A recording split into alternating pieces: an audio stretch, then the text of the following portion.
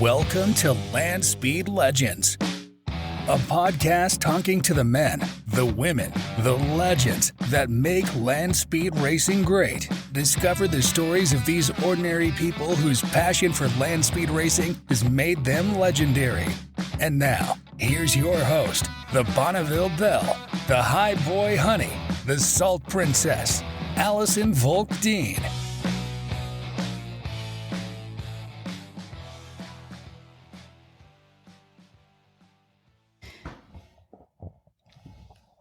Okay, welcome to the first ever episode of Land Speed Racing Legends. I might be a little biased here, but I think it is going to be an epic episode today because I have brought out a heavy hitter guest, but luckily he's my dad, so he had no choice. This is going to be almost as good as a sunrise on the Salt.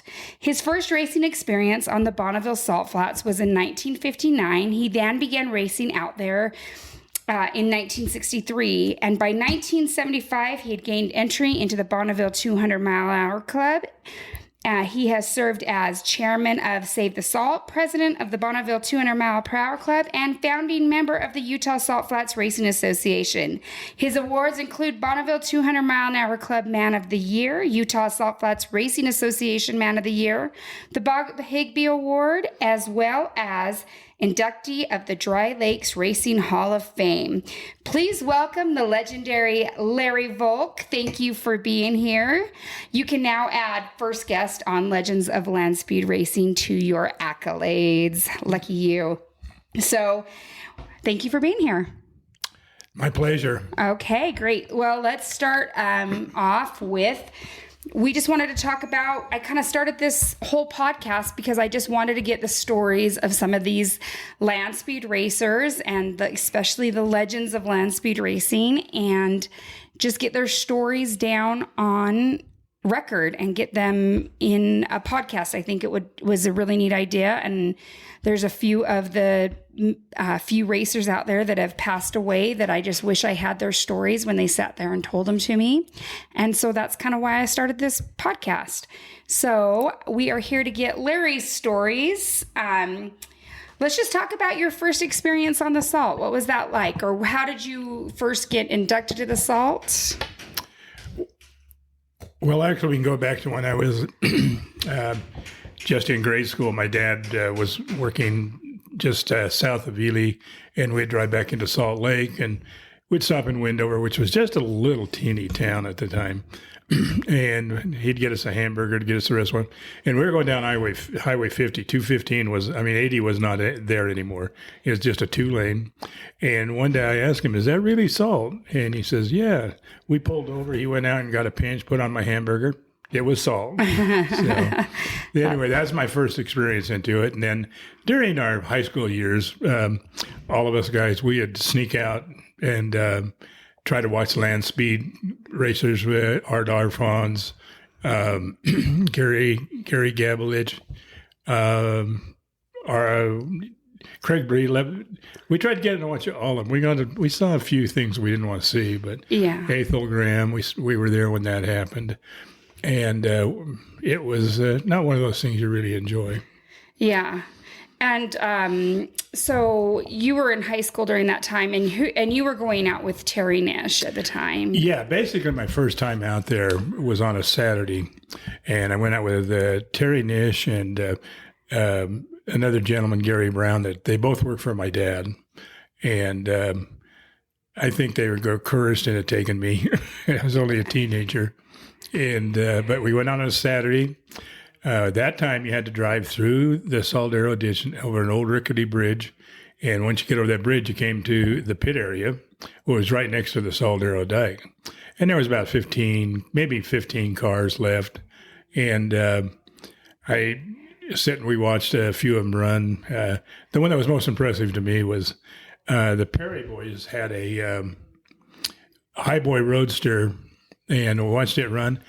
And it was interesting. The thing looped about 4, 5, 6 times. Every time it looped, he would just stab it.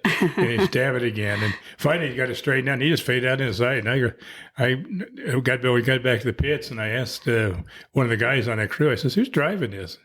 And they pointed under to under the car. A guy was in there fast asleep. And they were actually known as the Lucky Lager twins. Oh, that's cool. So that's the Perry brothers or Perry boys. Yeah, Perry boys. Yeah. Perry boys. Were they brothers? Yeah, as far as I know. Okay. I mean, I'm assuming they are, but yeah. Okay. Well, and so that's some of your first experiences. Do you think that kind of inspired you to build a roadster? Is that kind of what made you think you wanted one? I always had that thing. Of course, I had a 57 Corvette. We drag raced. I drag raced it all the time. And we drag raced in Salt Lake City, State Street. State Street was one of the 3 major cruising strips in the United States. I think Whittier Boulevard and the Miracle Mile in Chicago, and then State Street in Salt Lake. So we, all through our high school and just after, that's where we spent a lot of time. And I started out drag racing first, but I always wanted to build a Salt Flats car. And I finally built a 29 Ford Roadster and went in partners with a good friend of mine that went to high school, Dave Skidmore. And that year that we took it out, it got rained out. So we couldn't run it. Oh, man. I had a chance to sell it, so I sold it. And then I So really quick, what was that car with Skidmore, with Dave? It was a 29 Ford Roadster. Okay, it was just a regular Roadster. Yeah, okay. Yeah, it was a highboy Roadster. Do you remember what class you were running in? We were running a D gas Roadster? Yeah. Okay. All right. We would have run a D gas Roadster. Yeah, you would have ran a D gas. So then further on down the road, went drag racing. I helped a good friend of mine, Mike Carson. He was a black gentleman we went to high school with. And he had a front motor top fuel car, and we called it the Integrator. Yes, I love that. Which was a good name. Yeah, it was a great name. And I worked on it for a year. And then about, I'd say 1964, I started, or maybe a little later, decided I wanted to build a modified Roadster. And so I started working on that every night in our garage in Rose Park. Basically, like everybody else that builds a car, you get home from work, you spend till midnight, you go to bed, you get back up and go to work, come back out. Finally got it all put back together, and another friend of mine I went to high school with, he had acquired a little 258-inch Dodge injected. So we put that in there and ran it a couple of years. And that's actually the car I got in the 200-mile-an-hour club. Okay, yeah, and you just built that on your own. Yep, built it right in the garage. Yeah, built it in the garage. Yep, on my own. That was a modified Roadster. What class were you running in that one? We were running E-Fuel modified Roadster. E-Fuel. Do you remember your record? 207.645. That's good. 1975.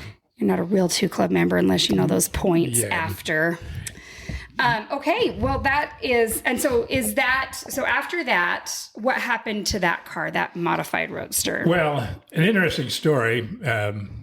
This gentleman came walking, a big guy, got just old gray work pants on and a T-shirt with suspenders, and probably stood about 6'4", 6'5", and I'd say he was around 250 pounds. And he looked at me and says, "Is this your car?" And I says, "Yeah, it is." He said, "Well, you ever decide to sell it, let me have first choice." Was this on the Salt? This was on the Salt, right in the pits, yes. Mm-hmm. And so I never thought any more about it. Well, my 2 boys were I knew they were going to start racing eventually. And at that time, modified Roadsters could only run fuel.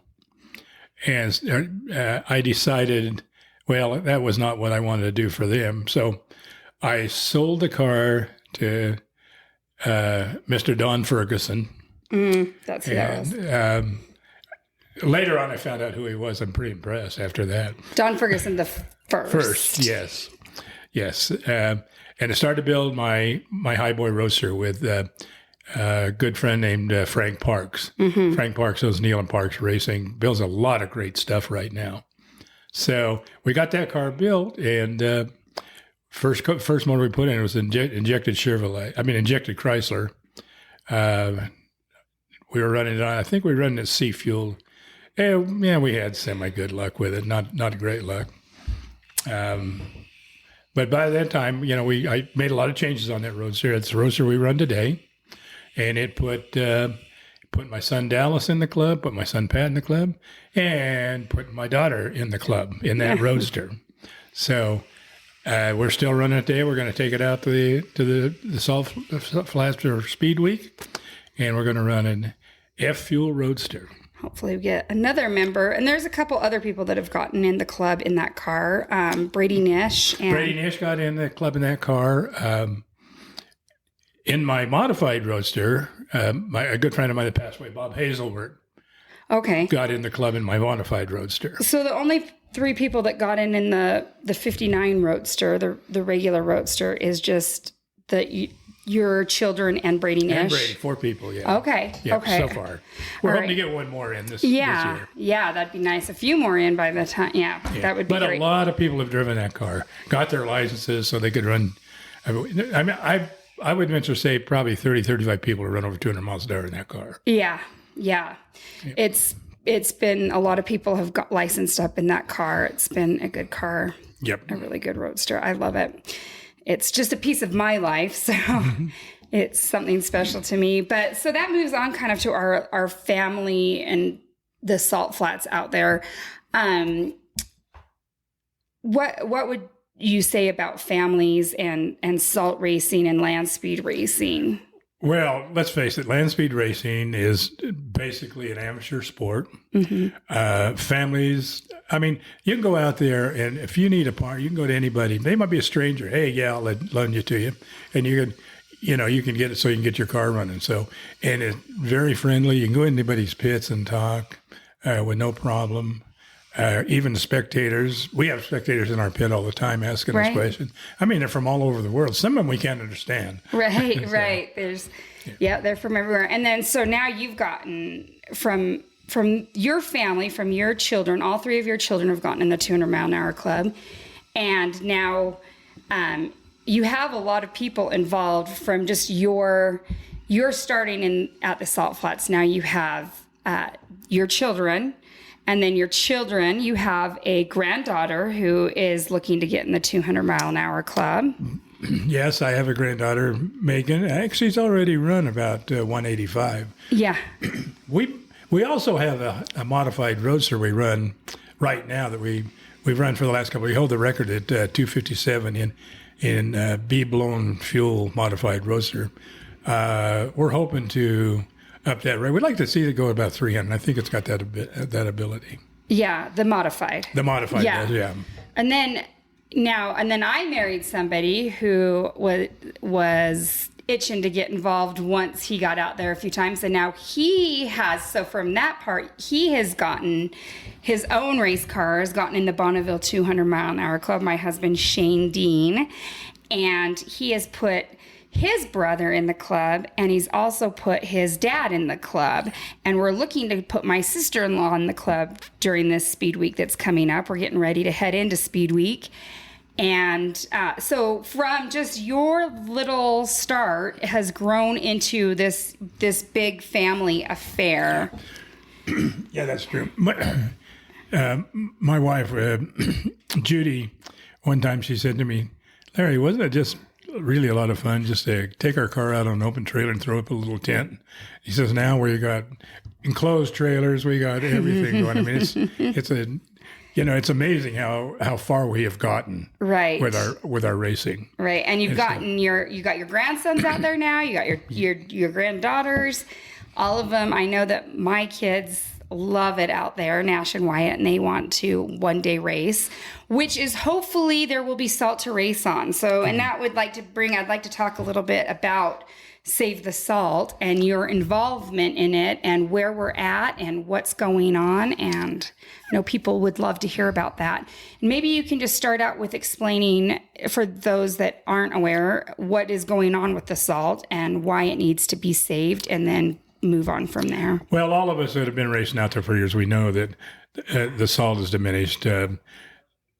I think a lot of people don't realize we as people, we own the Salt Flats. We just let the BLM manage it for us. And right now, the federal government's doing a very bad job. They have put 20-year leases out for the last 45 years to potash companies that have been mining. And right now, when I first went out there, salt was probably almost a foot thick or more. Mm-hmm. Right now, it's lucky we can find 2 inches of salt to race on.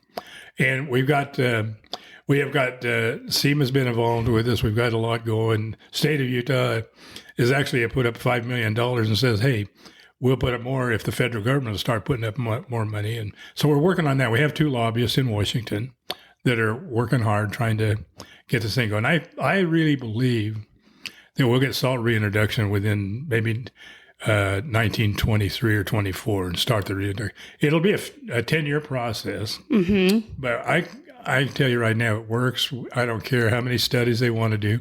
We had back in the 90s, O'Reilly, who was a chemical company out there at the time, we got them to do a 5-year project that the BLM said, okay, we could do. They pumped over, probably first 3 years, over 1.5 million tons of salt. And at that time, we were trying to find a racetrack over on the east side of the Saldero Dike. And by that, we had been able to move over almost 3/10 over to the west and find a racetrack 9 miles long. After the 3 years, they pumped for 5. It worked excellent. And I don't know why we cannot get the federal government to realize, hey, this works. Don't worry about, We don't need another study. Yeah, we don't need another study. We know that it's disappearing. Yeah. And it's being mined is why it's disappearing, but it's fixable where the miners and the racers can both use the salt. Yeah. And it's just as if the BLM would manage it properly is the real problem. Right. Yeah. The trouble is, and I don't really fault a lot of the managers in the West Desert office of the BLM. We probably get one person interested in about 2-3 years. They either move up or somebody else moves in. So I think going to the federal, going to Washington and everything else is the thing we need to do. So I hope that we can get everything going. I mean, I've only been after this thing for 45 years. So yeah, I hope it works out. And I think if we just put our shoulder to the wheel and take care of it, I think it's possible to make it all work, and there'll be salt there for my kids to race on, which I hope is still there. And yes, so I think we have a good plan in place. Yeah, a lot of people don't realize racing's not the only thing that goes on out there. Right. There's see who can shoot the longest bow and arrow, got a rocket group out there. You cannot believe the weddings and stuff that take out there. Oh, you should look at Instagram. Instagram and TikTok accounts are just there. It's kind of been a big deal even for them, which is gross to go in that canal and paddleboard because it's that pretty color, but it's like, ugh, it's pretty. Well, Intrepid has shut that off because the liability. Yeah. And I can understand that. Yeah, I'm like. One other thing we've done for Save the Salt is, this year, we had 2 big openings in the Saldero Dike that we know that when we pumped, salt was going into the Saldero. So we have. Can you just explain the Saldero, what the Saldero Dike is, it's at? The Saldero Dike was years and years ago, a company called Saldero that mined. This dike was what they pulled brine out of this at the time. When I first started going out there, that dike had salt water in it. And but it's right where the rest stop's right in the middle of the Saldero now. So it hasn't been used for years and years. It's still owned by Intrepid. So we got those 2 openings closed up. We put about a 6-foot berm on both of them, so we shouldn't have any problem there. And that's part of the Save the Salt that got that project done. Okay, so that's what you're referring to when you say that.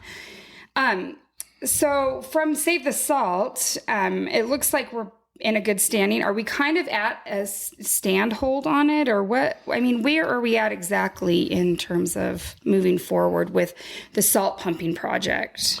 Well, one thing about it, Intrepid does pump every year.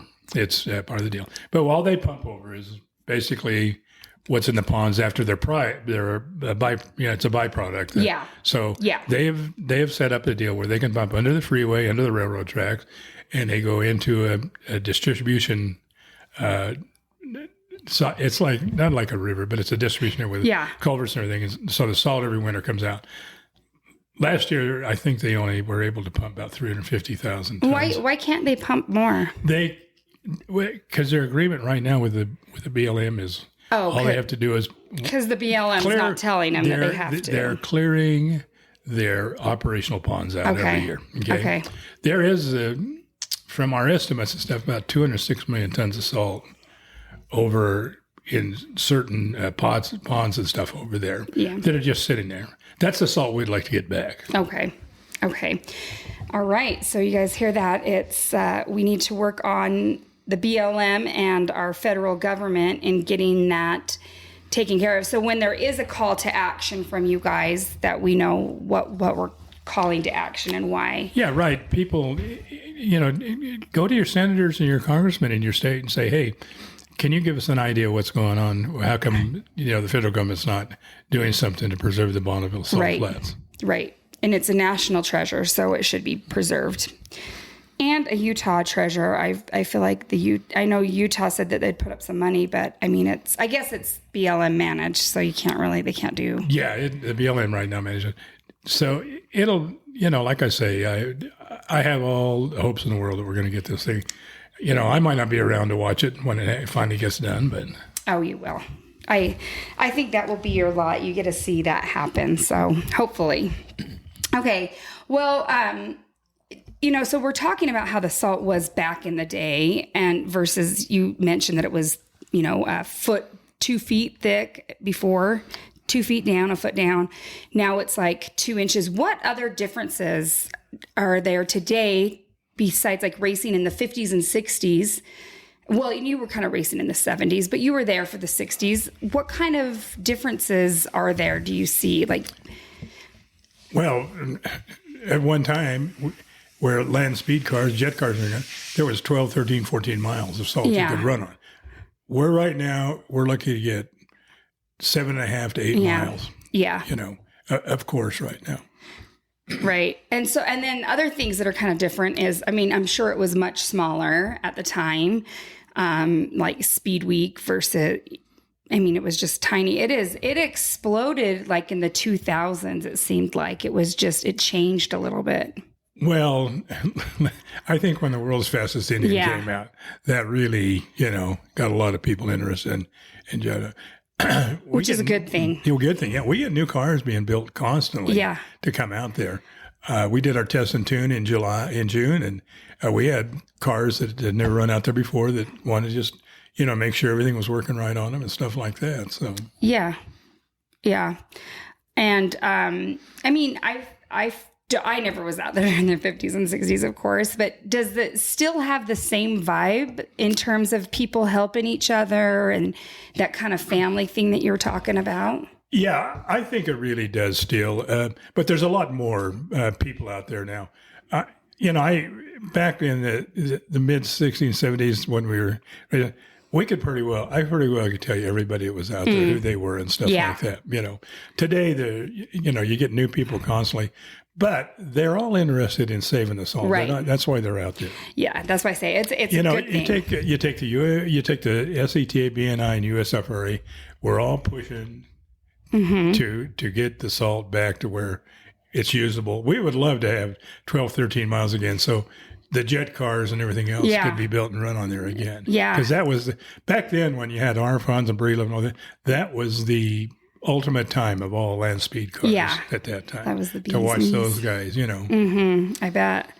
And so you said, SCTA, USFRA, they're working hard to get that. And you were a very integral part of USFRA. You are the founding member, one of the founding members of USFRA. What did you guys do to get that started? What was the thought process behind it? And what year was that? Probably about 1966, 67, somewhere in there. Yeah. I had a good partner named Bob Higbee Award. And we thought, Don and I, Mattins and I thought, we'll take a roadster, the modified roadster down to Lake Bend Run. And Bob says, the only trouble is you got to join a club. This is back at that time. I don't know if it's still the same.